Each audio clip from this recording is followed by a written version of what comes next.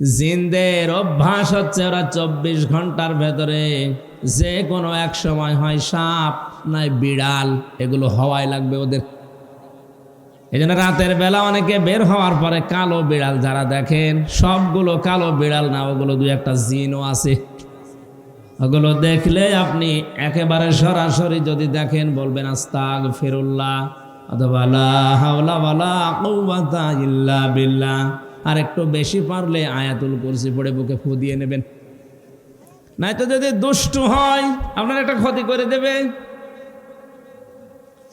মুহাদ্দিস সাহেব নামাজ শেষ করার পরে ঘরের ভেতরে তাকিয়ে দেখলেন দুইটা সাপ খেলা করছে।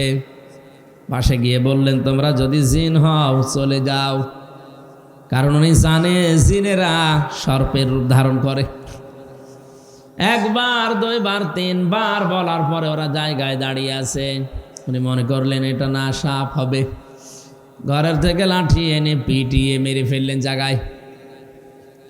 এই জিনদের বাবা মা তাদের খবর হয়ে গেছে সন্তান কোথায়, অনুসন্ধান করতে করতে এসে মুহাদ্দিস সাহেবের ঘরের ভেতরে পেয়েছে। মুহাদ্দিসকে সহ দুইটা সন্তান মরা নিয়ে গেছে তার নিজেদের দেশে। জিনদের লক্ষ লক্ষ জিনেরা আছে, এটা তাফসিরে হাক্কানিতে পাবেন আপনি। আমি শিক্ষার জন্য বলছি। লক্ষ লক্ষ জিনদের সামনে জিনের পিতা ডাক দিয়ে বললেন, মুহাদ্দিস সাহেব, আপনি আমার দুইটা সন্তান পিটিয়ে মেরে ফেলেছেন। আমি ইচ্ছা করলে কোরআনের নির্দেশ অনুযায়ী আপনাকেও মেরে ফেলতে পারি। কারণ কেউ যদি কাউকে হত্যা করে তার তিনটা শরত আছে। 1 নম্বরে তাকে মেরে ফেলা লাগবে। 2 নম্বরে ওই লোকটা যদি জরিমানা দিয়ে দিয়ত দিয়ে তার পরিবারস্থ লোকদের কাছে ক্ষমা নিয়ে নেয়, এটার দ্বারাও তার মাফ হবে। আমাদের দেশে মানুষ হত্যা করার জন্য যে ফাঁসির অর্ডার দেওয়া হয়, 30 বছর জেল দেওয়া হয়, এটা কিন্তু কোরআনের নিয়ম না। আমি বহু মানুষকে এই 3টা বছর জেলে থাকা অবস্থায় মার্ডার মামলার আসামি দেখেছি। জিজ্ঞাসা করে, হুজুর, আমি অন্যায়ভাবে হোক আর ন্যায়ভাবে যেভাবে হোক একটা মানুষ মেরে ফেলেছি, আমার যে সরকার 30 বছর জেল দিল এই দেশের আইনে, আমার কি মাফ হয়ে যাবে? না। আপনি যাকে মারলেন এর বিনিময়ে এক কথা হচ্ছে আপনাকে মেরে ফেলা লাগবে। দ্বিতীয় কথা হচ্ছে যদি মেরে ফেলা না হয়, ওই লোকটার আত্মীয় স্বজন যারা আছে, ছেলে মেয়ে, বাবা মা, স্ত্রী, তাদেরকে আপনার, ওরা যদি বলে 20 লাখ টাকা দেন আপনাকে মাফ করে দেব, আপনি যে ক্ষতি করলেন ওই টাকা দিলে আপনি মাফ পেয়ে যাবেন। 20 বছর 30 বছর আপনারা জেল খাটা লাগবে না। এটা ইসলামের নিয়ম ছিল। এটা কি ছিল? কোরআনে কারীম আয়াত শোনালেন জিনেরা, ইয়া আইয়ুহাল্লাযীনা আমানু কুতিবা আলাইকুমুল কিসাসু ফিল কতলা। ওহে যারা ঈমানের দাবি করো তাদেরকে বলছি, হত্যার বদলে হত্যা এটা আমি আল্লাহ লিখে দিলাম। কি করলাম? আরো জোরে বলেন। আল্লাহ কিন্তু ফারাজা শব্দটা দেননি। আলেম যারা আছেন তাদেরকে বলছি আল্লাহ কতিবা দিয়েছেন। ফরজ শব্দ দিলেও তো অর্থ হয়ে যেত, কাতাবা দিলেন কেন? আমি যদি এখন এখানে সভাপতি যিনি আছেন বলি যে এই জমিটা আপনাকে আমি দিয়ে দিলাম মৌখিক, এর কোনো দাম আছে? কারণ জমিও আমার না, এ দেওয়ার ক্ষমতাও আমার নেই। আর আমি যদি এই জমির মালিক যিনি, তাকে দিয়ে দলিলের সই স্বাক্ষর করে লিখে ওনার হাতে বলে এই যে লিখিত, ওই জিনিসের দাম নেই। আরো আসতে বলেন। আল্লাহ শুধু ফরজন শব্দ দিলে দিতে পারতেন, না দিয়ে কতিবা দিয়ে এটা জানিয়েছেন যে বিধানটা ছোটখাটো না, গুরুত্বহীন না, এটা কিন্তু লিখে সই স্বাক্ষর করে দলিল করে দিলাম, এর দাম আছে।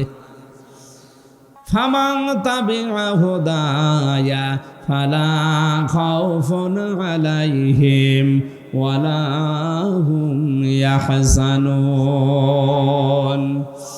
আল্লাহ পাক বলেন যে হেদায়েত পাঠিয়েছি, এটা যদি অনুসরণ অনুকরণ করে চলতে পারো, আমি গ্যারান্টি দিলাম কোনো ভয় নেই, কোনো চিন্তা নেই।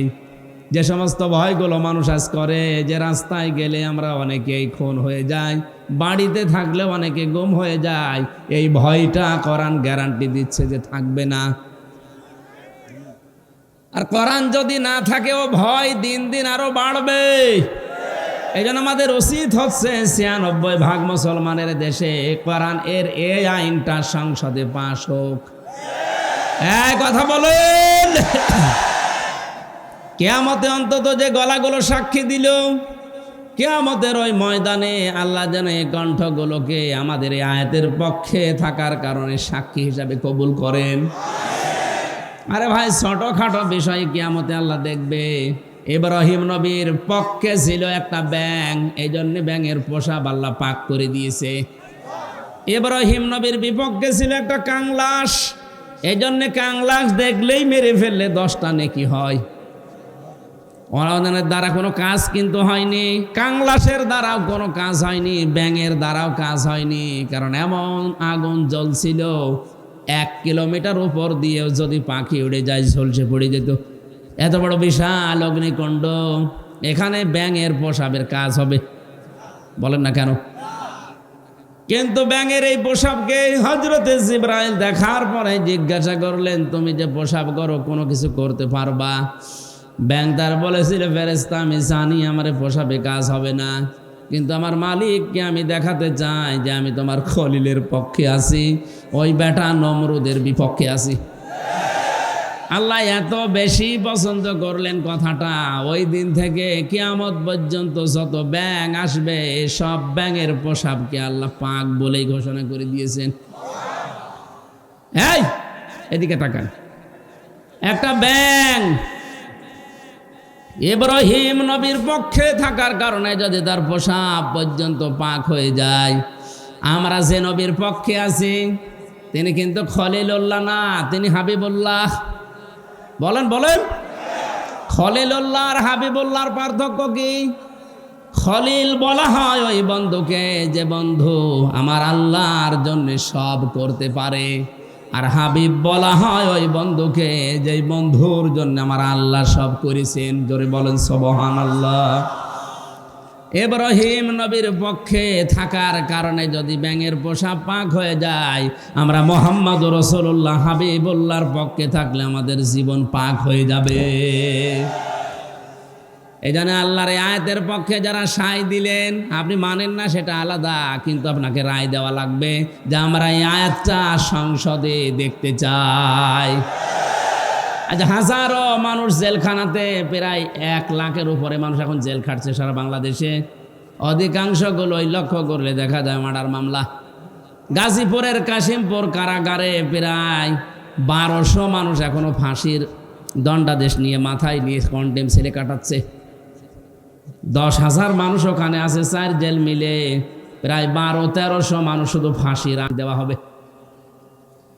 এদের 1 নাম্বার অপরাধ হচ্ছে এরা মানুষ হত্যা করেছে, এই কারণেই তো ফাঁসি দেয়।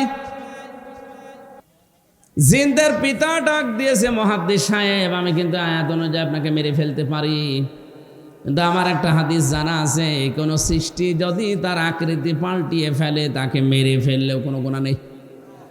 আমার সন্তান 2টা তাদের নিজেদের আসল আকৃতি পাল্টিয়ে সর্পের আকার ধারণ করেছে।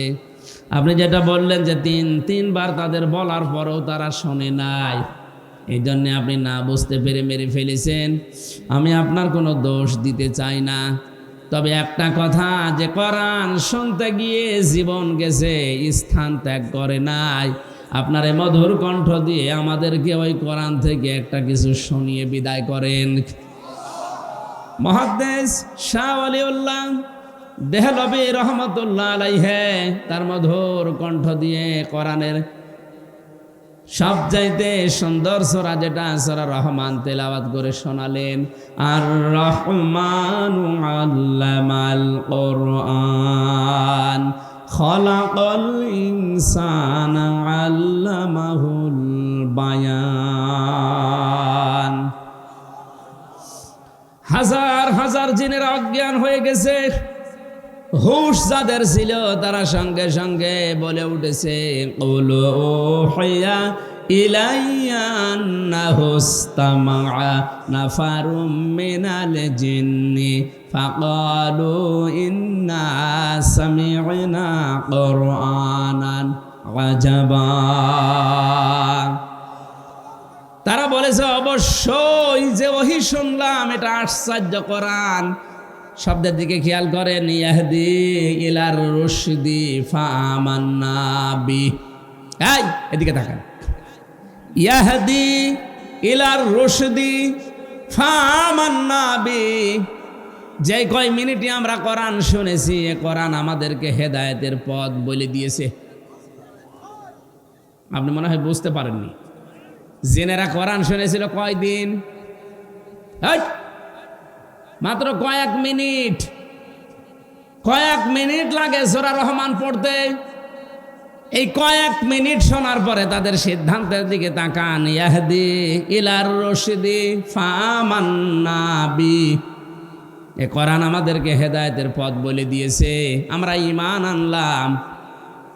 ওয়ালান নুশরিকা বিরাব্বিনা আহাদা, জীবন চলে গেলেও কোনোদিন আল্লাহর সাথে আমরা শরীক করব না। এখানে আলেম নেই?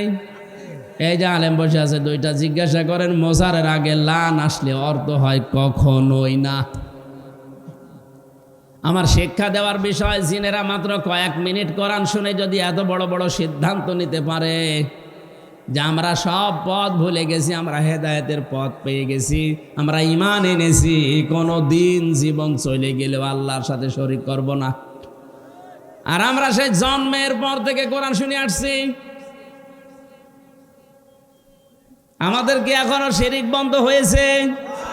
আসতে বলেন। আমরা ঈমান আনতে পেরেছি না। অনেকেই আমরা জানি যে অজু করলে অজু ভেঙে যায় 7টা কারণে, নামাজ পড়লে নামাজ ভেঙে যায় 19টা কারণে। কথা বলেন না কেন? ঈমান আনলে ঈমান ভেঙে যায় 10টা কারণে। এখানে যত মানুষ বসে আছে শুধু বিজ্ঞ আলেমগুলো বাদ দিয়ে যদি জিজ্ঞাসা করা হয়, ভালো ভালো মুসল্লি পর্যন্ত বলতে পারবে না যে ঈমান ভাঙার যে 10টা কারণ। পারবে না? ওর মনে নেই। ঈমানও ভেঙে যায়, মানুষের আমলও ভেঙে যায়। এখন যদি বলেন আমলের আবার হাত পা আছে নাকি ভেঙে যায়? হ্যাঁ, আমল ভাঙে। আমল কিভাবে ভাঙে আমি বলবো। এই এলাকায় যদি কারো আমল ওরকম থাকে, ভেঙে গেলে আমার কিছু করার নেই। আল্লাযীনা কাফারু ওয়া সাদ্দু আন সাবিলিল্লাহি আযাল্লা আমালাহুম। সূরা মুহাম্মাদের প্রথম আয়াতে আল্লাহ জানিয়েছেন, যারা কুফরি করে আর যারা আল্লাহর পথে বাধা সৃষ্টি করে, আযাল্লা ইউদিল্লু বাবে ইফআল, বাংলা অর্থ দাঁড়িয়েছে আমলের বহু বচন আমাল। কোন মানুষ যদি কুফরি করে আর আল্লাহর পথে বাধা সৃষ্টি করে, সে যেভাবে হোক ওর জীবনের পেছনের আমল আল্লাহ সব নষ্ট করে দিয়েছে, ভেঙে ফেলেছে। এ কোরআন শুনতে আসবে মানুষ আল্লাহর পথে না শয়তানের পথে? আরো জোরে বলেন। মাওলানা আমিনুলকে যারাই বাধা দিয়েছে, আমি সজ্ঞানে স্বেচ্ছায় একেবারে বাস্তবতার সাথে মিলিয়ে কোরআন সামনে নিয়ে বলছি, আপনি নামাজ পড়তে পারেন, পাগড়ি মাথায় দিতে পারেন, হজ করতে পারেন, কোরআন অনুষ্ঠান চালু হবে বাধা দেওয়ার জন্য যারাই বিভিন্ন কায়দায় চেষ্টা করেছেন, আপনার আমল ভেঙে গেছে। কোন হুজুর নিয়ে আসবেন? এবার নিয়ে আসেন। যদি মনে করেন না বানিয়ে বলছি, সূরা হুজুরাতের 2 নম্বর আয়াতের ব্যাখ্যা আছে। বিশ্ব নবীর উপরে যদি কেউ কথা বলে তাহলে তার আমল আল্লাহ নষ্ট করে দেয়, অথচ লোকটা জানেও না যে আমার আমল নষ্ট হয়ে গেল কি করে। লা তারফাউ আসওয়াতাকুম ফাওকা সাওতিন নাবিয়্যি ওয়া লা তাজহারু লাহু বিল কওলি কাজহারি বা'দিকুম লিবা'দিন আন তাহবাতা আমালুকুম ওয়া আনতুম লা তাশউরুন। কোন ইমানদার যদি নবীর উপরে কণ্ঠ দিয়ে উচ্চ আওয়াজে কথা বলে, হে নবী আপনি জানিয়ে দেন তার আমল আর নেই, সব নষ্ট হয়ে গেছে। এই আয়াত আমি বানালাম। কাবা এখনো পর্যন্ত মসজিদে নববীতে নবীজির রওজার উপরে এটা স্বর্ণের অক্ষর দিয়ে লেখা আছে। আপনি বলেন তো এখানে নবী আসে কিয়ামত পর্যন্ত দুনিয়ায় আসবে? আরো জোরে বলেন, বলেন। তো নবী তো আসবে না কিয়ামত পর্যন্ত, এই আয়াতটা আল্লাহ কোরআনে দিল কেন? আবার তারফাউ মোজারে দিয়েছেন, এই কারণেই দিয়েছেন বর্তমান, ভবিষ্যৎ, প্রেজেন্ট, ফিউচার। কারণ কিয়ামত পর্যন্ত নবী আসবে না, নবীর ওয়ারিস আলেমরা আসবে। মাওলানা আমিনুল যাই হোক, ওনারে নিয়ে অনেক সমালোচনা আমিও শুনেছি হোক, কিন্তু নামের আগে তো আলেম লিখা আছে। কথা বলেন না কেন? আপনি এটা অস্বীকার করতে পারবেন যে উনি কামেল পাস করেনি? অন্তত এই দেশের শিক্ষা ব্যবস্থা অনুযায়ী উনি তো আলেম, এই দেশে সবাই জানে মাওলানা আমিনুল সিরির বন্দরের আলেম। আপনি যাই করেন না কেন, উনি তো আর গানের অনুষ্ঠান দেয়নি যে আপনি বন্ধ করে দেবেন। কোরআন শোনার যে ব্যবস্থা করার জন্য চেষ্টা চালিয়েছিল, এমনি এমনি চোখ দিয়ে ওর পানি বের হয়নি। একটা মানুষ কতটা দুঃখ পেলে 15 দিন ঘুমাতে পারেনি, আপনাদেরকে কোরআনে কারিম শোনাবে এই জন্যে। সুতরাং কোরআন শুনতে যারা বাধা সৃষ্টি করেছেন, সে যেভাবেই হোক না কেন, আপনার আমল কিন্তু ভেঙে গেছে। এই এদিকে তাকা। নামাজ ভেঙে যাওয়ার কারণ আমরা জানলাম কয়টা? 19টা। কয়টা? ওযু ভেঙে যাওয়ার কারণ কয়টা? আমল ভেঙে যাওয়ার কারণ কয়টা? 2টা। আন্দাজে শুনছে। সূরা মুহাম্মদের প্রথম আয়াত দলিল দিলাম না যে 2টা? কথা বলে না কেন? পৃথিবীর যে কোনো জিনিস আপনি দেখবেন সেটা নষ্ট হয়ে যাওয়া, ভেঙে যাওয়ার একটা পথ আছে। আমাদের যে আমল আছে, আমল ভেঙে যায় এই কারণে, নামাজ ভেঙে যায় এই কারণে, রোজা ভেঙে যায় এই কারণে, হজ ভেঙে যায় এই কারণে, যাকাত নষ্ট হয়ে যায় এই কারণে। যাকাত নেওয়ার জায়গা আছে 8টা। কয়টা? এই 8টা বাদ দিয়ে যদি মানুষ 9 নাম্বার জায়গায় দেয়, তাহলে ওই যাকাত ভেঙে যাবে, নষ্ট হয়ে যাবে। জান্নাত যাওয়ার জন্য যেটা আসল দরকার, ঈমান, ঈমানও মাঝে মাঝে ভেঙে যায়। আসতে বলেন। ঈমান ভাঙে না? ঈমান ভাঙার কারণ 10টা। কয়টা? আমি সংক্ষেপে আপনাকে লিখে নেওয়ার জন্য বলছি, কাজে লাগবে লেখেন। ঈমানও মানুষের ভেঙে যায়। 1 নম্বরে সূরা জুমারের 65 নম্বর আয়াতের দলিলটা আছে। আমি শুধু থিওরিগুলো বলছি, বাড়িতে মিলিয়ে নিয়েন। 1 নম্বরে দুনিয়া কেউ যদি শিরিক করে, তার ঈমান ভেঙে যায়, নষ্ট হয়ে যায়। ওই ঈমান নিয়ে জান্নাতে যাওয়া সম্ভব না। 2 নম্বরে কেউ যদি কুফরি করে, কুফরি মানে কি? ঢেকে ফেলা। কুফরি মানে অস্বীকার করা, ঢাকনা দেওয়া, চেপে রাখা, গোপন করা।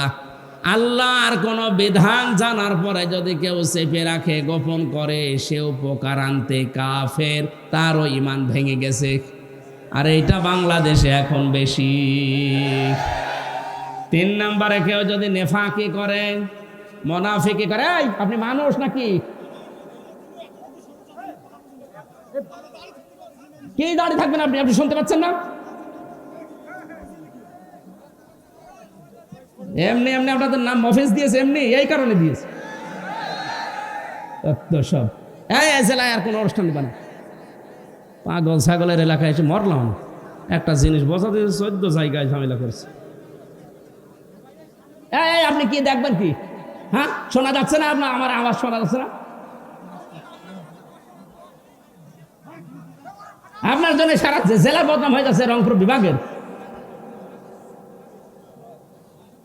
রূপ দেখতে এসেছে। কি দেখবেন কি? আমার কি দেখবেন? আমার কি দেখার মতো কিছু আছে? 3 বছর জেলে থেকে দেখছেন না কি অবস্থা?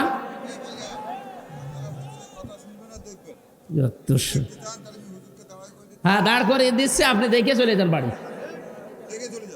এত সুন্দর একটা আলোচনা হচ্ছে, আরে না না বুঝে না শুনে চিল্লাচ্ছে। আরে কি এখানে পিছান, আরো পিছান, আরো পিছান। এই স্টেজে এত মানুষ তুলবেন না। শুধু আলেমদের ছাড়া আর জ্ঞানী মানুষ যেগুলো আছে অতিথি, ওগুলো ছাড়া মানুষকে তুলবেন না। 14 জনকে তুলিয়ে বারবার ডিস্টার্ব করে। সাতার মাহফিল নিয়েছে। হ্যাঁ, জান একটু ফেসে আসবেন। এবার আমার যে চিল্লানো দেয় দেখেন।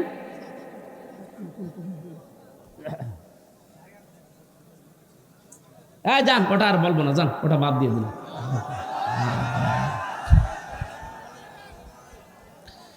একটা তাল তুলে নিয়ে আসলাম, কেবল এক বান্দার ভেঙে দিয়েছে বেদের মেয়ে জোশ নাই। সাতার মাথা। সুবহানাল্লাহ, আলহামদুলিল্লাহ, লা ইলাহা ইল্লাল্লাহ, সুবহানাল্লাহ আলহামদুলিল্লাহ লা ইলাহা ইল্লাল্লাহ সুবহানাল্লাহ আলহামদুলিল্লাহ।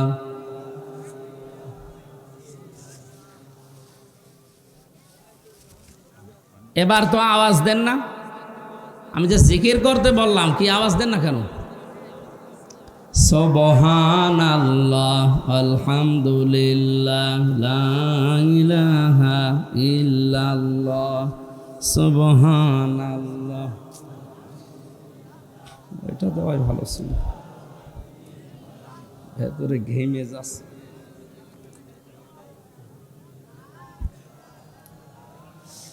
সুবহানাল্লাহ আলহামদুলিল্লাহ লা ইলাহা ইল্লাল্লাহ।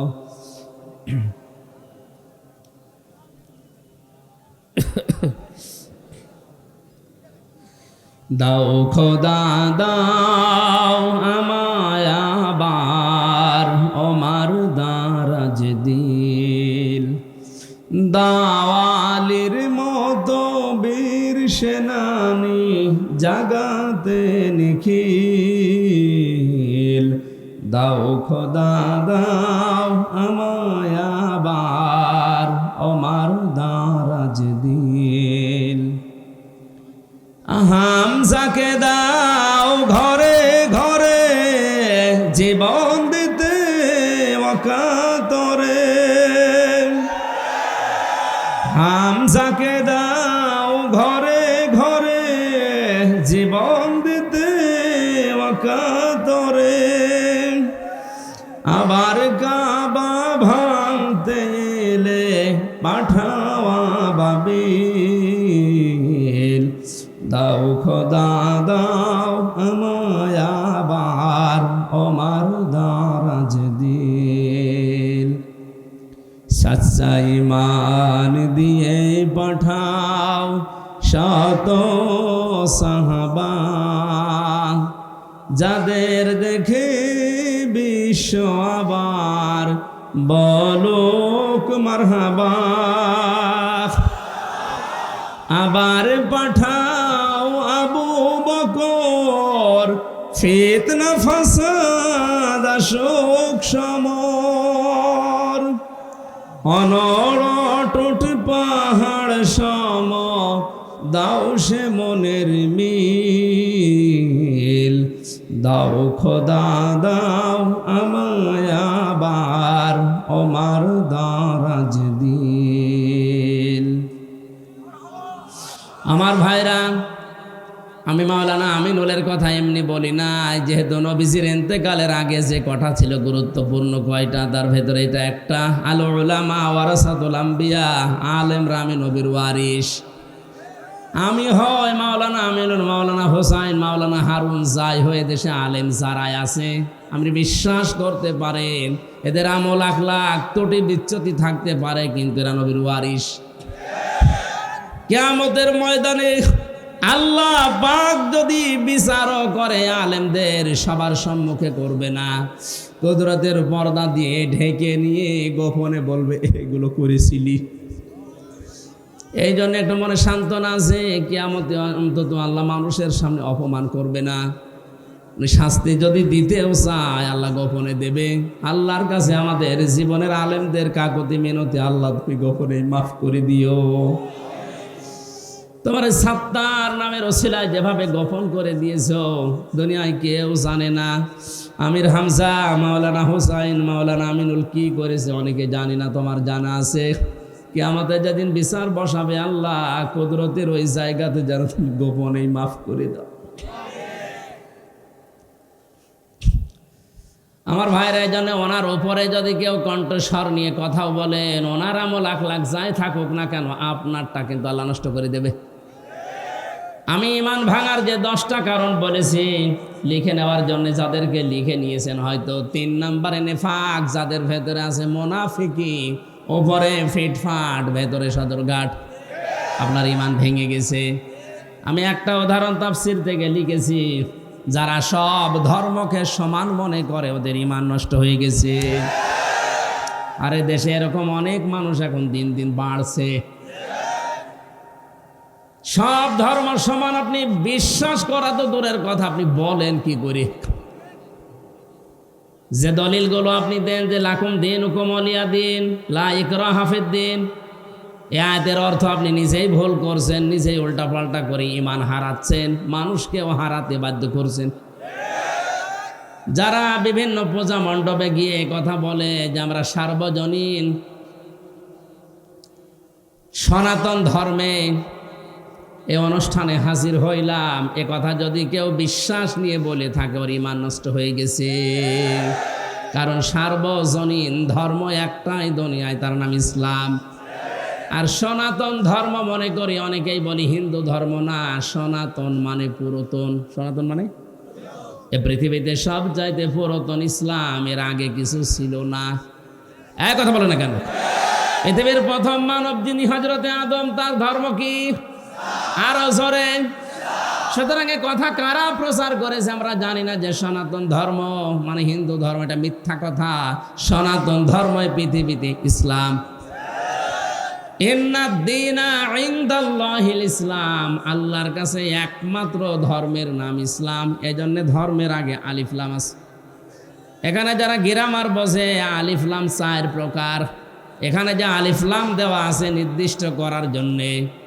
আমি যদি মাওলানা হোসাইনকে বলি ভাই আমি দিনাজপুরে যাব, উনি যদি বলে এই যে এই রাস্তাটা, এর আগে তাহলে তরিকের আগে আলিফ লাম দেওয়া লাগবে। তরিক এই একটাই রাস্তা, কিন্তু দিনাজপুরে যাওয়ার জন্য এখনো 4-5টা রাস্তা আছে। তখন আর তরিকের আগে আলিফ লাম দেওয়া যাবে না, কারণ এটা অনির্দিষ্ট। যে কোনো রাস্তা দিয়ে আমি যেতে পারি, দিনাজপুরে পৌঁছালেই হলো। কিন্তু কোনো রাস্তা দিয়ে দিনাজপুরে গেলে আপনি পাবেন না শুধু এই রাস্তাটা ছাড়া। তখন তরিক বা রাস্তার আগে কি লাগবে? আলিফ লাম। কি লাগবে? যত ধর্ম দুনিয়ায় আছে সব ধর্মের ব্যাপারে আল্লাহর বক্তব্য এই, সবগুলো শয়তানের আবিষ্কার করা, আমি আল্লাহর আবিষ্কার করা ইসলাম। আমাইয়াবতাগি গায়রাল ইসলামি দীনান ফালা ইকবালা মিনহু, ইসলাম বাদ দিয়ে অন্য কোন ধর্ম নিয়ে, অন্য কোন জীবন ব্যবস্থা নিয়ে কেউ যদি আল্লাহকে রাজি করতে চায়, ওর জীবনের কোনো কিছু আল্লাহ কবুল করছে না, করবে না। তাহলে এই আয়াতগুলো দ্বারা কি প্রমাণ হয়? সব ধর্ম সমান। আরো জোরে।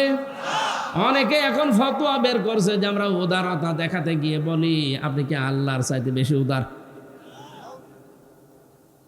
আশা করছি এটা যারা ভুল বুঝে হোক আর জেনে শুনে হোক ষড়যন্ত্র করে বলছেন, আপনার ঈমান ভেঙে গেছে। 4 নম্বরে, নবী ছাড়া যারা অন্য কারো আদর্শ ভালো মনে করে।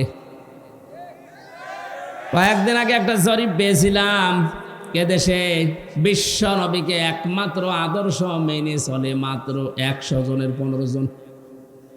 তাহলে এই যে পয়েন্টগুলো আমি কোরআন থেকে হাদিস থেকে লিখেছি, প্রত্যেকটার পেছনে হায়াতের দলিল আছে।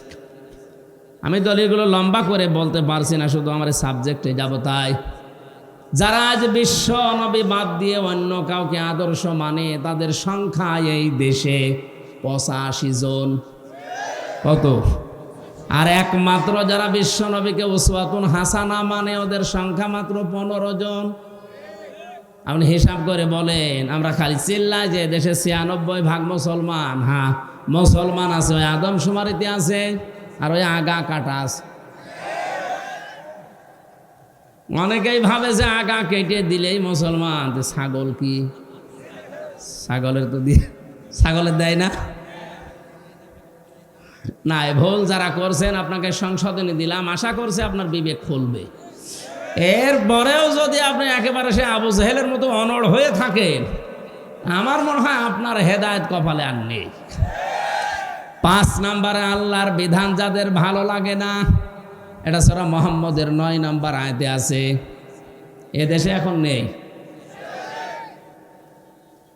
একই আল্লাহর বিধান কোরআনে কারিমে আকিমুস সালাত খুব আদায় করছে, আতুজ যাকাত খুব দিয়ে দিচ্ছে, কিন্তু একই আল্লাহর বিধান আকিমুদ্দিন, দিন কায়েম করো, ওয়ালা তাতাফাররাকু ফি, এই বিষয়ে কোনো ফতোয়াবাজি করো না, এখানে ওর খবর নেই। দিনটা যে কায়েম করা ফরজ নামাজের মতো, রোজার মতো অনেকেই জানেও না ও মানেও না।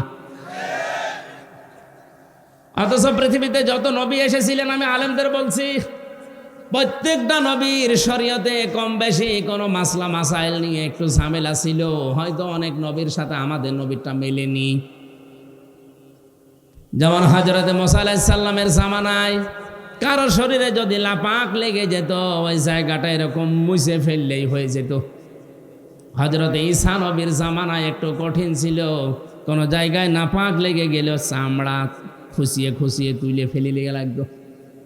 আল্লাহ পাক কঠিনটাও দেননি, একেবারে সহজটাও দেননি, আমাদের মাঝামাঝি শরীয়ত দিয়েছেন যে চামড়াও তোলা লাগবে না, আবার মুছে ফেললেও হবে না, 3 বার ধুয়ে ফেলা লাগবে।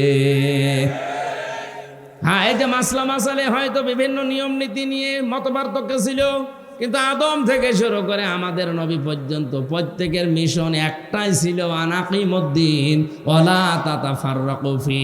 নামাজ যেভাবে কায়েম করো, রোজা যেভাবে ফরজ মনে করে করো, দিন কায়েম করা কিন্তু ঠিক ওই রকম ফরজ। আর এই বিষয়ে কোনো পার্থক্য, মত পার্থক্য, ফতোয়াবাজি, দলাদলি চলবে না।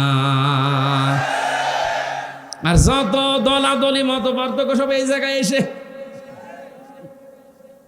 এদেশে মানুষ যত তার চাইতে দল বেশি। এটা মিথ্যা কথা।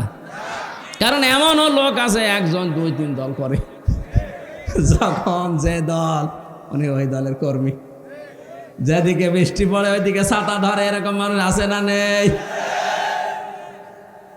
আল্লাহর কোন বিধানকে আপনি যদি খারাপ মনে করেন, হ্যাঁ আপনার বুঝে আসছে না সেটা আলাদা কথা বলছেন। আল্লাহর বিধানকে খারাপ মনে করলে ঈমান নষ্ট হয়ে যায়, ভেঙে যায়, ব্যর্থ হয়ে যায়। 6 নম্বরে দিনের কোনো বিধানকে নিয়ে কেউ যদি কটাক্ষ করে, উপহাস করে, মর্যাদা দিতে না চায়, এটা আজ দিন দিন বাড়ছে। আল্লাহর বিভিন্ন বিধান নিয়ে মানে তো না, আর কটাক্ষ করে আর উপহাস করে উড়িয়ে দেয়। আমি একটা উদাহরণ দিচ্ছি আল্লাহর কোরআন থেকে, একটু খেয়াল করে শোনেন। কোরআনের কোনো আয়াত বোঝার জন্য কেউ যদি চেষ্টা করে, তার কিন্তু 500 রাকাত নফল নামাজের সওয়াব হয়। ইন্নাল্লাযীনা কাযযাবু বিআয়াতিনা ওয়াস্তাকবারু আনহা লা তুফাত্তাহু লাহুম আবওয়াবুস সামা ওয়া লা ইয়াদখুলুনাল জান্নাহ। আল্লাহ পাক বলেন, হে নবী, নিশ্চয় যারা আমি আল্লাহর আয়াতকে অবিশ্বাস করে, মিথ্যা মনে করে, আর যখন আমার আয়াত দিয়ে ওয়াজ করা হয়, তাফসির করা হয়, ব্যাখ্যা করা হয়, সতর্ক করা হয়, ও মানুষ সতর্ক না হয়ে অহংকার করে আরো উঠে চলে যায়। ওয়াস্তাকবারু আনহা, ইস্তেকবার করে, অহংকার করে, দাম্ভিকতা দেখিয়ে মুখ ফিরিয়ে চলে যায়। লা তুফাত্তাহু লাহুম, তুফাত্তাহু মুজারে, বর্তমান, ভবিষ্যৎ, প্রেজেন্ট, ফিউচার, তার জন্য খোলা হচ্ছে না, হবে না। আবওয়াবুস সামা, বাবের বহু বচন আবওয়াব, বাব মানে দরজা, আবওয়াব মানে দরজা সমূহ, সামা মানে আকাশ। আকাশের একটা দরজাও তার জন্য খোলা হচ্ছে না, হবেও না। এতটুকু আল্লাহ শেষ করেননি, পরবর্তী কথা আরো কঠিন। ওয়ালা ইয়াদখুলুনাল জান্নাহ, ওরা জান্নাতে যাচ্ছে না, যাবে না। আপনি হিসাব করছেন পেছনের হাত দিয়ে। আজ যারা আল্লাহর আয়াতকে অবিশ্বাস করেন, কটাক্ষ করেন, মিথ্যা মনে করেন, অহংকার করে মুখ ফিরিয়ে চলে যান, আপনার কিন্তু জীবনের বড় ক্ষতি 2টা। আকাশের দরজা সব সময় আপনার জন্য বন্ধ, আপনার আমল ওঠা বন্ধ হয়ে গেছে। 2 নম্বরে আপনি জান্নাতে কোনোদিন যাচ্ছেন না, যাবেনও না। আল্লাহ একটা উদাহরণ দিচ্ছেন, হাত্তা ইয়ালিজাল জামালু ফি সামিল খিয়াত। হাত্তা মানে যতক্ষণ পর্যন্ত, ইয়ালিজা মানে প্রবেশ করা, যতক্ষণ পর্যন্ত প্রবেশ না করে সূচের ওই ছিদ্র দিয়ে উট, তার মানে সূচের ছিদ্র দিয়ে উট প্রবেশ করা যেরকম অসম্ভব, ওই মানুষগুলোর আল্লাহর জান্নাতে যাওয়া ওই রকম অসম্ভব। আল্লাহ উদাহরণটা দিয়ে জানিয়েছেন, বান্দা তোর জন্য আমার জান্নাতে যাওয়া সম্ভব না। সুতরাং আল্লাহর আয়াত নিয়ে যারা কটূক্তি করছেন তারা থামেন, আপনার জন্য জান্নাতে যাওয়া সূচের ছিদ্র দিয়ে উঠ যাওয়ার মতো কঠিন। আল্লাহ শেষ করে দিলে হয়তো আমি বলতাম না, এর পরবর্তী কথা আরো কঠিন। ওয়াকাযালিকা নাজিজিল মুজরিমিন, আল্লাহ বলেন এইভাবে করে আমি পাপিষ্ঠদেরকে শাস্তি দেব।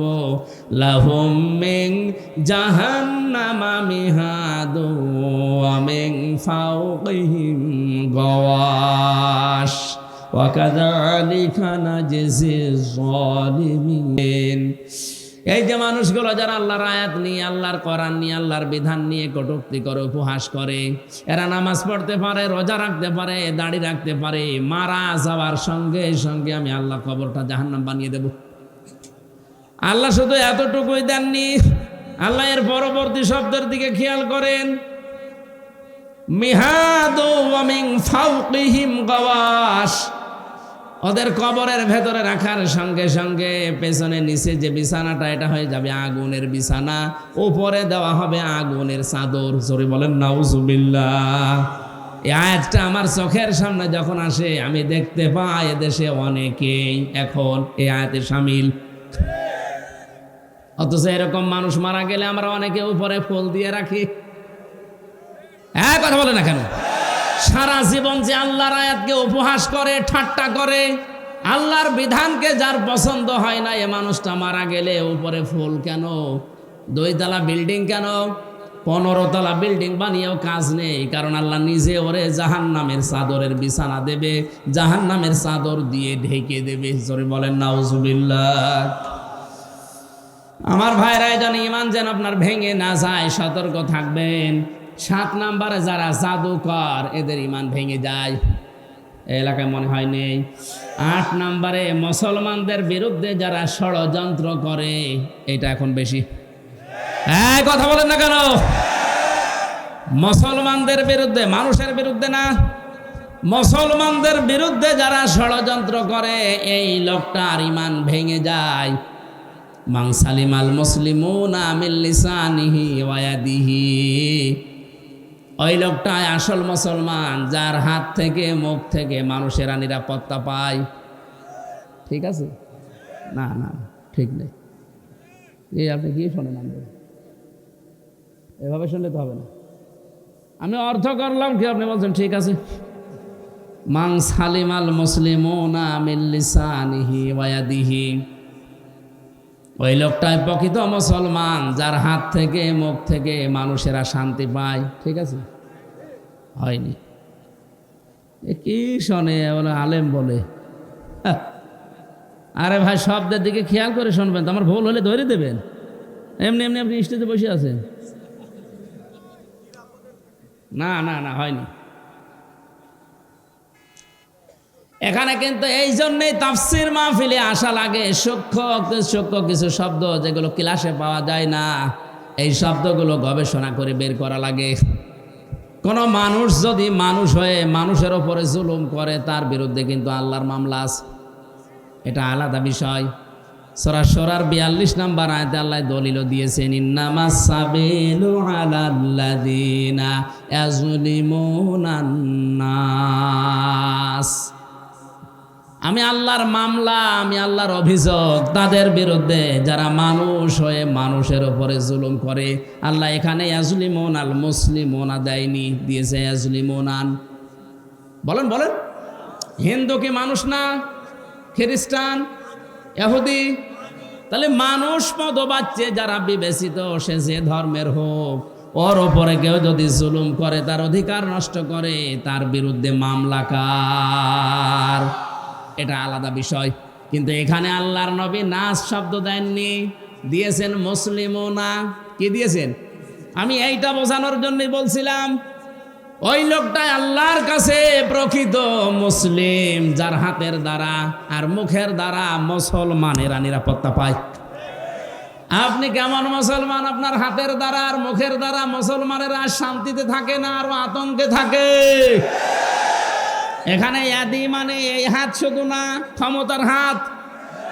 কথা বলেন, আইনের হাত, টাকা পয়সার হাত, প্রভাব প্রতিপত্তির হাত, এই হাতও হতে পারে। এক একটা শব্দের প্রায় 33টার উপরে অর্থ আছে, সর্বনিম্ন 33টা, উপরে 99টা। যেখানে যেই শব্দটা খাটবে, অ্যাপ্রোপ্রিয়েট হবে, ওইটা ওই জায়গায় আপনাকে লাগানো লাগবে। এই জন্য তাফসির করতে গেলে এক শব্দের একাধিক অর্থ আপনার জানা থাকতে হয়, না একটা শব্দের একটা অর্থ জেনে যদি শুরু করতে চান আপনি উলটপালট করে ফেলবেন। কোরআনে কারিমে আল্লাহ দরবা দিয়েছেন, দরবা মানে মারা। দরবা মানে কি? আমাদের সে মিজান মন সাহেবে পড়িয়েছে দরবা মানে আঘাত করা, দরবা মানে মারা। অথচ তাফসিরের ভাষায় 33টার উপরে শব্দ আছে। দরবা মানে দৃষ্টান্ত দেওয়া, দরবা মানে সফর করা। আমার সবগুলো এখন মনে নেই, আমার যতটুকু আয়ত্ত আছে আমি মিলাতে পারি কোরআন পড়তে গেলে, যে এই জায়গায় দৃষ্টান্ত হবে, এই জায়গায় সফর করা হবে, এই জায়গায় মারা হবে। আমি যদি ওই মারাটাই জেনে রাখতাম অর্থ করতে পারতাম। আল্লাহ পাক এখানে মুসলিমুনা শব্দ নাস না দিয়ে নবীজি কেন দিয়েছেন? এদন শব্দ দিয়ে শুধু এই হাত আমরা বুঝি ক্ষমতার হাতের দ্বারা, আইনের হাতের দ্বারা। যারা মুসলমানদেরকে শান্তিতে থাকতে দেয় না, এরা মুসলমান না। প্রভাব প্রতিপত্তি আছে এলাকায়, টাকা পয়সার মালিক, এই কারণে তাদের এই টাকা পয়সার যে হাত আছে, প্রভাব প্রতিপত্তির হাত আছে, এই হাতের দ্বারাও অনেক মুসলমান আজ শান্তিতে নেই। অনেক মুসলমানের প্রভাব প্রতিপত্তি আছে, জোর করে মসজিদের সভাপতি হয়ে বসে আছে, না দিলে আবার রাগ করে। এটা একটু বেশি হয়ে গেল। হ্যাঁ, মসজিদের সভাপতি হওয়ার জন্য কমপক্ষে 5টা গুণ লাগে। কয়টা? না ভাই, আমার এই ওয়াজ করার দরকার নেই। অনেক সভাপতি শেষে বলবো আমার দরকার নেই, আমি ছেড়ে দিলাম, তোর চা লাগা যা। আপনি ছেড়ে দিলে অসুবিধা নেই। এখন যারা সংসদ সদস্য কয়েকদিন আগে থেকে আওয়াজ তুলেছে, বাংলাদেশেও কলকাতা আর মমতার মতো এই দেশে ইমাম আর মুয়াজ্জিনদের সরকারিভাবে বেতন দেওয়া লাগবে। এই দাবির পক্ষে আমাদের এই সংসদ সদস্য যিনি পিরোজপুরের, উনি বলেছে, তার পক্ষে আছে না নেই?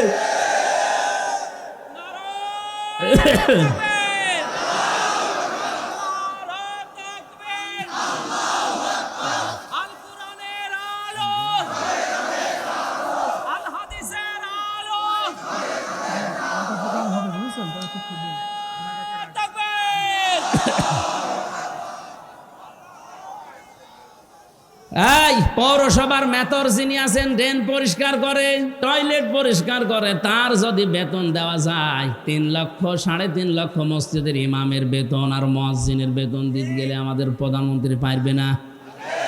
564টা মডেল মসজিদ বানিয়েছে, এখানে যদি বেতন দিতে পারে ইমাম মুয়াজ্জিনের, 3.5 লাখ মসজিদের ইমাম মুয়াজ্জিনের বেতনও দিতে পারবে। সে কলিজা তার আছে, কথা বলছে না কেন? তার কলিজা না থাকলে 10.5 লাখ 12 লাখের উপরে। তাকান কত মানুষকে আশ্রয় দিয়েছে। চীন এত বড় রাষ্ট্র, একটা মানুষও নেয়নি। কথা বলছে না কেন? আর সমালোচনা আলোচনা তার বিরুদ্ধে পক্ষে বিপক্ষে আছে, কিন্তু তার কয়েকটা কাজ কিন্তু খুব ভালো। বিশেষ করে একটি খামার একটি বাড়ি, এই প্রকল্পের মাধ্যমে অনেকে আজ একটা কর্মজীবন পেয়েছে, একটা মাথা গোজার ঠাঁই পেয়েছে। প্রধানমন্ত্রীর জীবনে কিছুই যদি আল্লাহর ভালো না লাগে, এই কাজটা ভালো হবে, কারণ এটা কোরআনে কারিমের সূরা মুদ্দাসসির থেকে নেওয়া। আলাম নাকুন নুতি'মুল মিসকিন, হে নবী আপনি মিসকিনদেরকে খাবার দেবেন, যারা দেয় না তারা মুসলমান দাবি করলেও জাহান্নামে যাবে। সুতরাং শুধু নিজে খেয়ে পরে বাঁচবেন, এতিম মিসকিন অসহায় মানুষের খবর রাখবেন না, আপনি জান্নাতে যেতে পারেন না। উনি হয়তো এই আয়াত থেকে এই শিক্ষাটা নেওয়ার জন্য একটি খামার একটি বাড়ি প্রকল্প চালু করেছিল।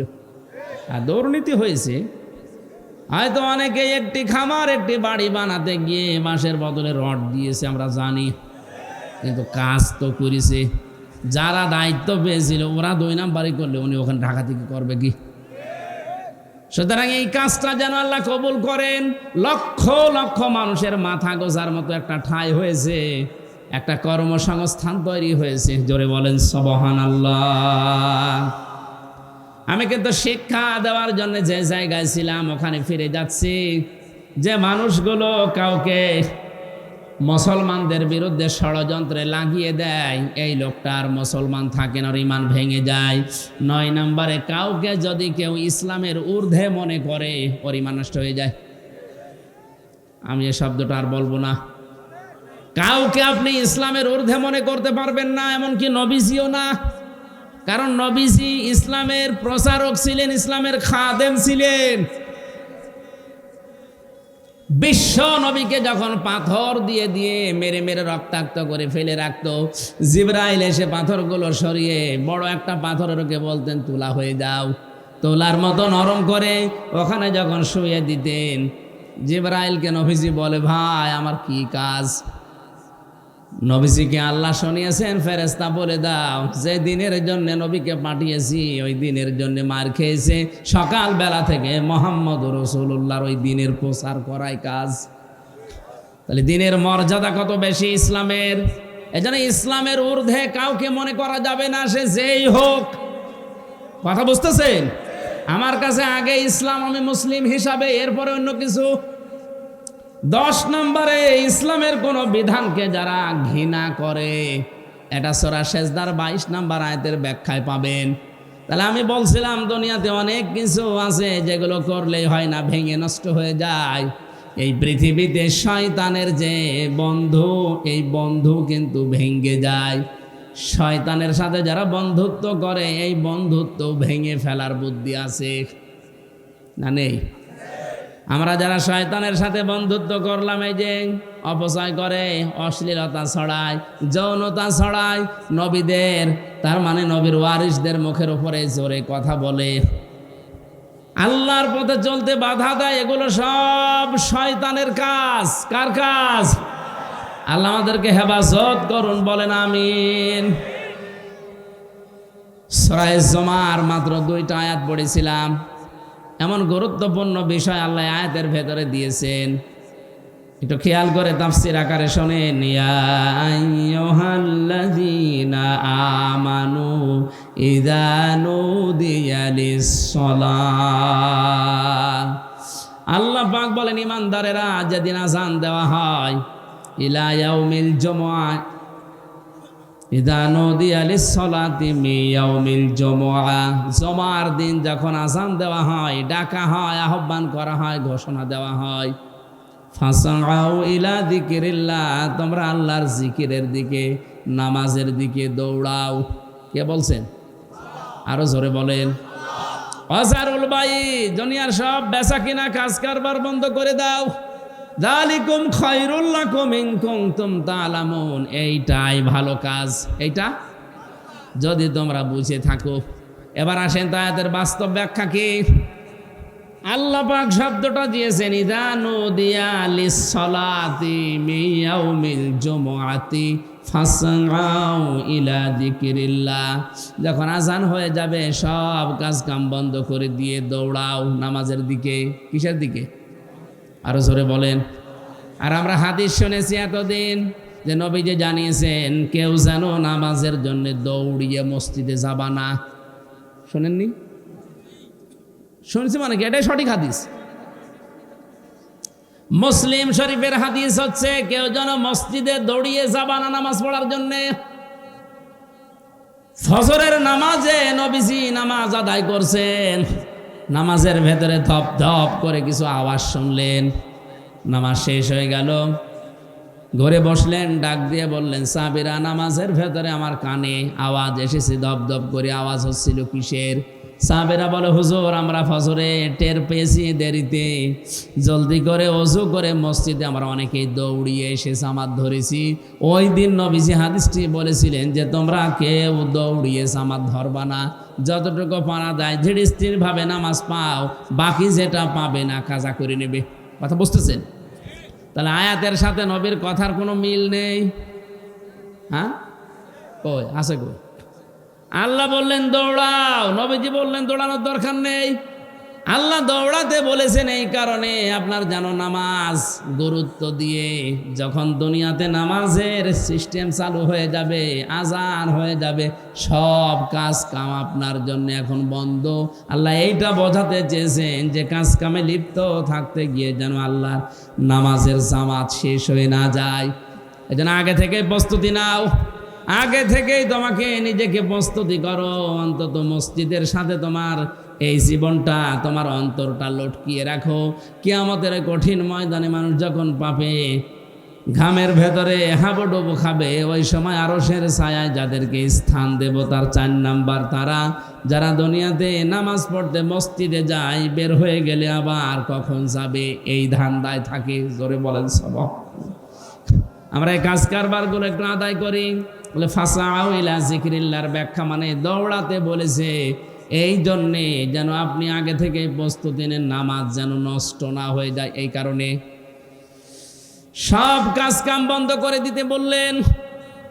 এদের সাথে বাংলাদেশের বাস্তবতার মিল হয় না, আমি অনেক ক্ষেত্রে দেখেছি। আল্লাহ বলছেন দৌড়াও নামাজের জন্যে, সব কাজ কাম বেচা কেনা দোকানপাট যত কিছু আছে বন্ধ করা লাগবে। কে বলছেন? আরো জোরে। দিনাজপুরবাসী খেয়াল করেন, জমার নামাজ আজান থেকে শুরু করে একেবারে শেষ পর্যন্ত আমার মনে হয় 1-1.5 ঘন্টা সময় লাগে। কথা বলছে না কেন? আল্লাহ বললেন তোমাদের এইটাই ভালো কাজ, নামাজে আসো, ওই কাজ বন্ধ করে দিয়ে। আর আমরা দেখছি না 1-1.5 ঘন্টা সময় লাগছে। অথচ এই দেশে এমন অনেক মানুষ আছে 1 ঘন্টায় 5 লাখ টাকা উপায় করে। মানে কি আপনার বেশি মনে হয়ে যাচ্ছে? ঢাকাতে ডাক্তার মতিয়ার রহমানের বাড়ি খুলনা, উনি পিত্তথলির পাথর বের করেন অপারেশন ছাড়া। ওনার 15 মিনিট সর্বোচ্চ সময় লাগে এক একটা অপারেশন করতে। 1,20,000 করে টাকা নেয়। তো 1 ঘন্টায় যদি 4টা 5টা করে কত টাকা হয়? উনি 1.5 ঘন্টা নামাজ পড়তে গেলে কমপক্ষে 7 লাখ টাকা ওনার লস হবে। কথা বলছেন এখন? এখন উনি যদি এই আয়াতের প্রশ্ন করে, আল্লাহ তোমার সাথে তো আমার বাস্তবতা মেলে না, তুমি বলছো যালিকুম খায়রুল লাকুম, এইটাই ভালো কাজ, অথচ আমি দেখলাম না নামাজ পড়তে গেলে আমার 7 লাখ লস। তা আমার তো লাভ হচ্ছে না, লস হচ্ছে। তাহলে কোরআনের এই আয়াত ভুল।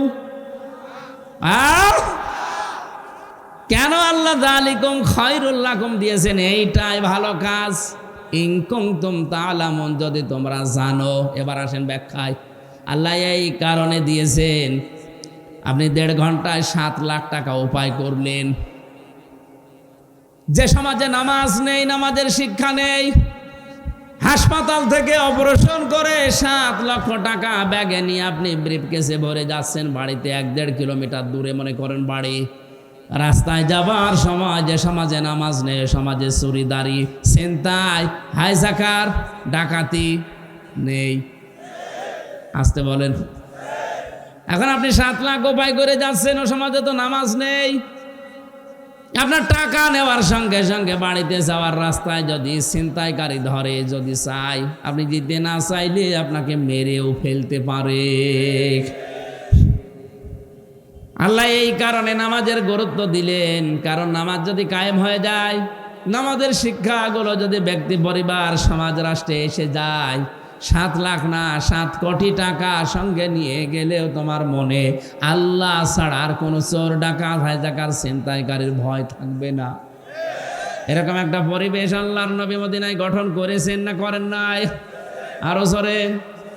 একবারও কি দেখতে মনে চায় না যে নামাজের সমাজটা বাংলাদেশে কায়েম হলে কি করে হাইজাকার মুক্ত, সন্ত্রাস মুক্ত, দুর্নীতিবাজ মুক্ত, সাদাবাজ মুক্ত, চোর ডাকাত মুক্ত একটা জীবন কিভাবে চালানো যায় শান্তিতে, ওটা দেখতে মনে চায় না?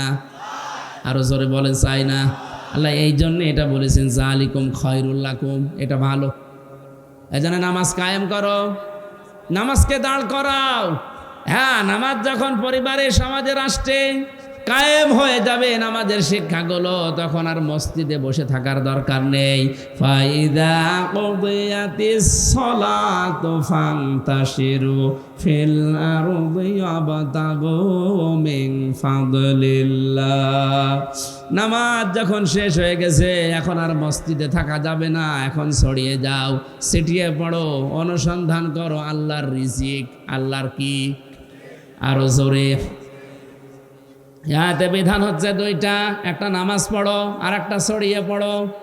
খেয়াল করেন, তাহলে নামাজও ফরজ, জমিনে হালাল রুজির জন্য চেষ্টা করা, কষ্ট করা। আরো জোরে। আল্লাহ কিন্তু নামাজের আগে ওয়াজকুরুল্লাহ দেননি যে নামাজের আগে তোমরা আল্লাহর বেশি বেশি জিকির করো, বলেননি। কিন্তু ওয়াজকুরুল্লাহ কাসীরা দিয়েছেন ওয়াবতাগু মিন ফাদলিল্লাহর আগে। তোমরা যখন অনুসন্ধান করতে যাবে রিজিক জমিনে, তখন কিন্তু আল্লাহর জিকির, আল্লাহর স্মরণ ভুলে যেও না। কারণ আমি আল্লাহ জানি নামাজে দাঁড়িয়ে মানুষ এমনি আমাকে ডাকবে, কিন্তু বাস্তবতায় গিয়ে, কর্মজীবনে গিয়ে, প্র্যাকটিক্যাল লাইফে গিয়ে যদি আমি আল্লাহর কথা মনে না থাকে, ওখানে দুর্নীতি হওয়ার সম্ভাবনা আছে না নেই? এই জন্য নামাজের ভেতরে অনেককে দেখা যায় কাকু কাঁদতেছে, নামাজের গুরুত্বও দিয়েছে, কিন্তু কর্মজীবনে যে এই জিকিরটা আর স্মরণ করে না, এই জন্যই ঘুষ খায়, সুদ খায়। আরো জোরে বলেন। ভার্সিটিতে থাকাকালীন একবার মাস্টার্সের সার্টিফিকেট নিয়ে আসতে গেছে, যার কাছে গেলাম বললাম স্যার সই করে দেন একটা সিল মেরে। অনেক আমারে বলছে হামজা তাড়াতাড়ি কর। বলছে স্যার আমি তো তাড়াতাড়ি করছি। কিছুক্ষণ পরে আমার বলছে তাড়াতাড়ি কর, আমি জোহরের নামাজে জামাত ধরবো। আমি বলছি আমি তো তাড়াতাড়ি করছি, আমি গাড়ি ধরবো। মাথা নিচু করে বলছে 1000 টাকা বের কর। তো আপনি জামাত ধরবে? কিসের জামাত আপনার? এইটাই আপনার আসল জামাত। সরকার আপনার কাছে 8টা ঘন্টা কিনে নিয়েছে, 45,000 টাকা বেতন আপনার। কথা বলে না কেন? আপনি মাত্র 10 মিনিট নামাজ পড়তে যাবেন শহরের, এই 10 মিনিটের জন্য এত তাড়াতাড়ি করছেন যে তাড়াতাড়ি কর, আমি জামাত ধরবো। তা আপনার যে 8 ঘন্টা জামাত এখানে চলছে, ছেলে মেয়েরা আসবে, সই করে ছেলে মেরে দেবেন, এইটাই আপনার জামাত। কথা বলেন না কেন? আল্লাহ এই জন্য বলেছেন কর্মজীবনে যে যেন আমাকে ভুলেছেও না, আমার জিকিরটা ওই জায়গায় আরো বেশি করো, তাহলে এই দেশে দুর্নীতি হবে না। আয়াতের শেষে ছিল লাআল্লাকুম তুফলিহুন, যদি এটা করতে পারো আমি আল্লাহ বলছি তোমরা সফল হয়ে যাবে। জোরে বলেন সুবহানাল্লাহ। এই জন্য আমরা যদি আল্লাহর রিজিক অনুগ্রহ পেতে চাই, আল্লাহর দয়া পেতে চাই, এদিকে তাকান, আল্লাহর অনুগ্রহ যদি কেউ পেতে চায় তাহলে জমিনে আসা লাগবে। আর আল্লাহর রহমত যদি কেউ পেতে চায় মসজিদে যাওয়া লাগবে। মসজিদে ওঠার সময় বলা হয় আল্লাহুম্মা আফতাহ লি আবওয়াবা রাহমাতিক, হে আল্লাহ তোমার রহমতের দরজা আমার জন্য খুলে দাও। কথা বলেন না কেন? আর যখন বের হয় মানুষ তখন কি চায়? আল্লাহুম্মা ইন্নী আসআলুকা মিন ফাদলিকা, এই যে ফজল অনুগ্রহ, হে আল্লাহ আমি তোমার কাছে আশা করি, চাই যে তুমি আমার রিজিক দাও, ফজল দাও। এখানে ফজল মানে রিজিক, ফজল মানে কি? তাহলে আমাদের কাজের সময় কাজ করা লাগবে, আর নামাজের সময় দুনিয়ার সব স্টপ, নামাজ পড়া লাগবে। এখন থেকে সিদ্ধান্ত নিয়ে যান, যত কঠিন পরিস্থিতি তৈরি হোক না কেন, ফরজ নামাজ আমি জীবনে আর ছেড়ে দেব না। হ্যাঁ, আমি আর চাই করি না কেন, ফরজ নামাজ। নামাজ শেষ হয়ে গেলে মসজিদে আর বসেও থাকবো না, কারণ আল্লাহর নির্দেশ ফান্তাশিরু ফিল আরদি ওয়াবতাগু মিন ফাদলিল্লাহ। নামাজ শেষ হয়ে গেছে, এখন জমিনে ছড়িয়ে পড়ো। এ নির্দেশ কার? নবীজি জানিয়েছেন আল কাসিবু হাবিবুল্লাহ, যারা কাজ করে খায় জমিনে, এরা সাধারণ মানুষ নয়, এরা আল্লাহর বন্ধু। আমরা আল্লাহর বন্ধু খোঁজার জন্য সেই চট্টগ্রামে যাই, বরিশালে যাই, সিলেটে যাই, ফরিদপুরে যাই। কে বলেছে ওগুলো আল্লাহর বন্ধু? যারা কাজ করে খায় না, বসে বসে খায়, ওগুলো আল্লাহর শত্রু। আল কাসিবু হাবিবুল্লাহ, যারা উপার্জন করে খায়, কাজ করে খায়, এরা কার বন্ধু? এ কাজটা যত ছোট হোক, কোনো অসুবিধা নেই। এই যে মাইক টাঙিয়েছে যারা, এরাও কাজ করে খায়, রাস্তা ঝাড়ু দেয়, এরাও কাজ করে খায়। এই জন্য আয়াতের শিক্ষা হচ্ছে নামাজের সময় হয়ে গেলে দুনিয়ার সব আমার কাছ থেকে মাইনাস হয়ে যাবে। নামাজের সময় হয়ে গেলে দুনিয়া বলে আমার আর কিছু নেই, আমার এখন আল্লাহর বিধান সামনে, নামাজ শেষ, এখন আমাকে যাওয়া লাগবে কর্মজীবনে রিজিক তালাশ করার জন্যে। না, গলা বসে যাচ্ছে।